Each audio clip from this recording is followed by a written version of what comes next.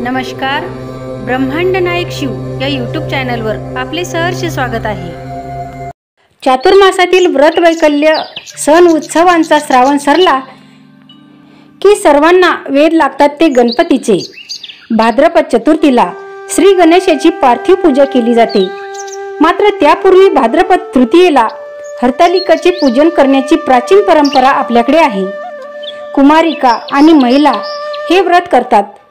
हरतालिका कथा ही भविष्य पुराणातील हरगौरी संवादात आली आहे। देशाच्या अनेक राज्यात हरतालिका व्रत साजरे केले जाते। अनेक राज्यात हरतालिका पूजनाची आणि विसर्जनाची वेगवेगळी पद्धत आहे। आजच्या व्हिडिओमध्ये आपण विदर्भातील अनोखी पद्धत बघणार आहोत। त्यापूर्वी चॅनलवर कोणी नवीन असाल तर चॅनलला सबस्क्राइब, शेअर करा आणि व्हिडिओ आवडल्यास लाईक करायला विसरू नका। विदर्भात मोठ्या उत्साहात महिला वर्गाकडून हरतालिकेचे व्रत केले जाते।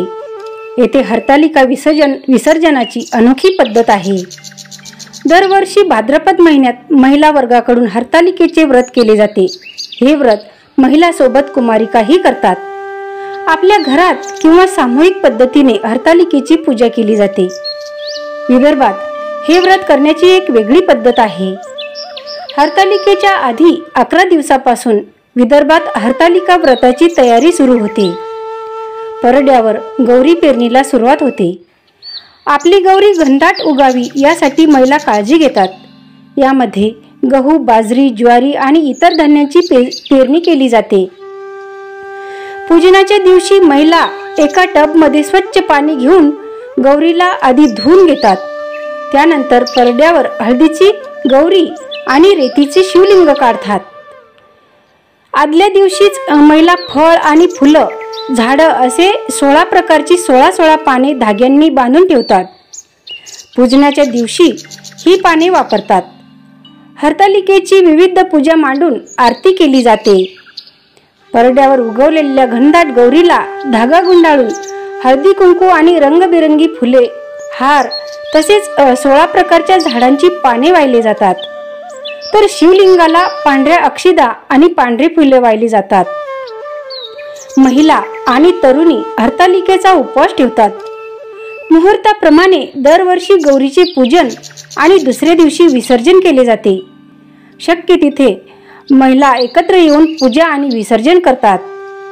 ज्या ठिकाणी शक्य आहे त्या ठिकाणच्या महिला नदीवर जाऊन गौरी पूजन आणि विसर्जन करतात। ज्या महिला शहरात राहतात त्यांना नदी किंवा तलाव शक्य नसते, तर तेव्हा घरी एखाद्या टबमध्ये पूजा विधी आणि दुसऱ्या दिवशी विसर्जन विधी केला जातो।